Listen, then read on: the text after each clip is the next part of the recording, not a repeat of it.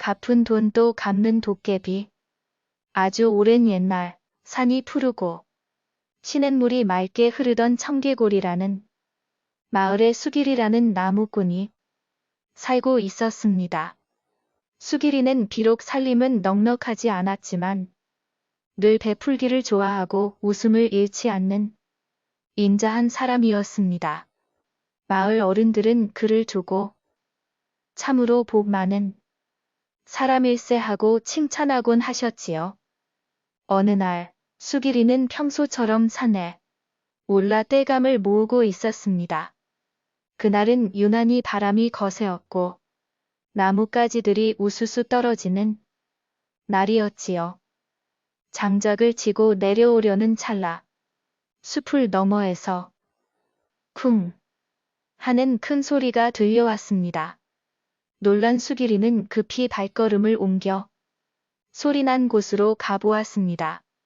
거기에는 허연 털에 붉은 눈을 지닌 조그마한 도깨비가 다리를 부여잡고 신음하고 있었습니다. 어이쿠, 이보게. 다친 건가? 수길이는 주저하지 않고 다가가 도깨비를 부축해 주었습니다.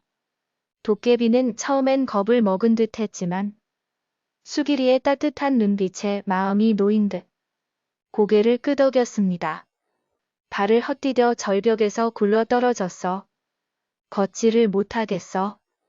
수길이는 마치 동네 아이를 대하듯 정성스럽게 도깨비를 업고 집으로 돌아왔습니다. 그리고는 죽을 끓여 먹이고 산에서 캐온 약초로 찜질을 해주며 며칠을 정성껏 보살펴 주었지요. 며칠 뒤 몸이 회복된 도깨비는 수길이에게 고개를 깊이 숙이며 말했습니다. 당신 같은 인간은 처음이요. 도와주셔서 고맙소. 이 은혜는 반드시 갚겠습니다. 수길이는 미소 지으며 손사래를 쳤습니다. 별말을 다 하시네요. 이웃이 다치면 돕는 게 사람 도리 아니겠어? 도깨비든 사람이든 다 같은 생명이지요. 그러나 도깨비는 조용히 말했습니다. 갚지 않으면 제 마음이 괴롭습니다. 저는 그런 도깨비요. 그리고는 연기처럼 사라졌습니다. 그날 이후 이상한 일이 벌어졌습니다. 텅 비어 있던 수길이네 쌀독에 아침마다 쌀이 가득 차 있었고 장작더미도 어느새 깔끔하게 정돈되어 있었습니다. 수길이는 처음엔 마을 사람들의 장난인 줄 알았으나 곧 알아차렸습니다. 아하, 그 도깨비가 내게 은혜를 갚으려 하는구나. 며칠 뒤 쌀독 뚜껑에 붙어있던 나뭇잎 하나가 수길이의 눈에 띄었습니다. 그 잎에는 이렇게 적혀 있었지요. 갚았으니 갚은 것으로 알아주시길. 하지만 거기서 끝이 아니었습니다. 어느 날은 외양간에 송아지가 생겼고 다른 날은 굴뚝 위에서 번쩍이는 금덩어리가 하나씩 툭 떨어졌습니다. 마당에는 수수와 콩이 절로 자라고 이웃 어르신들께 나눌 수 있을 만큼의 곡식이 매일같이 넘쳐났습니다. 수길이는 걱정이 되었습니다. 이렇게까지 받아도 되는 것인가? 저 도깨비가 무리하는 건 아닌지 노심초사하던 수길이는 마을의 백발 노인에게 찾아가 말씀을 드렸습니다. 그 어르신은 수염을 쓰다듬으며 조용히 말씀하셨습니다. 허허. 그 도깨비. 혹시 갑귀가 아닐세? 갑귀라니요. 은혜를 받으면 백배, 천배로 갚지 않고는 견디지 못하는 도깨비라네.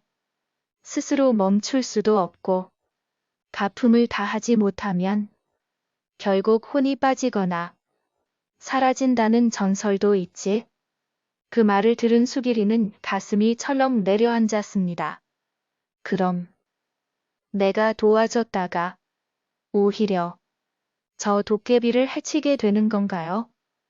그날부터 수길이는 도깨비의 갚음을 멈출 방법을 찾기 위해 산의 동물들과 이야기를 나누었습니다. 노루, 두더지, 다람쥐, 심지어 매미. 귀신에게도 물었지만 모두 고개를 젓기만 했습니다. 그러던 어느 날 노을빛이 드리운 마을. 어귀에서 100살이 넘은 여우 한 마리를 만났습니다. 그 여우는 지혜롭게 말했습니다. 갑기는 멈출 수 없단다. 하지만 이제 충분히 받았다. 낸 진심을 들어야 멈출 수 있지. 그저 그만하라고 말하면 안 돼. 고맙다. 이제 나는 족하다. 그 말을 마음으로 전해보거라. 그날 밤 수길이는 마당 한가운데에 촛불을 켜고 따뜻한 밥 두 그릇을 차렸습니다. 그리고 조용히 말했습니다. 도깨비야. 나는 내 마음을 가득 받았어. 고맙고 정말 고맙다. 이제는 갚지 않아도 돼. 그저 이렇게 같이 밥 한 그릇 나눌 수 있으면 나는 더 이상 바랄 게 없어. 조용했던 마당에 한 줄기 바람이 불고 도깨비가 연기처럼 모습을 드러냈습니다. 붉은 눈에 눈물이 맺혀 있었습니다. 당신은 진심으로 그렇게 생각하는 거요? 수길이는 고개를 끄덕이며 미소 지었습니다. 그럼요. 충분합니다. 이제는 은혜도 가품도 내려놓고 우리 그냥 친구가 됩시다. 그날 이후 도깨비는 더 이상 무언가를 갚으려 하지 않았습니다.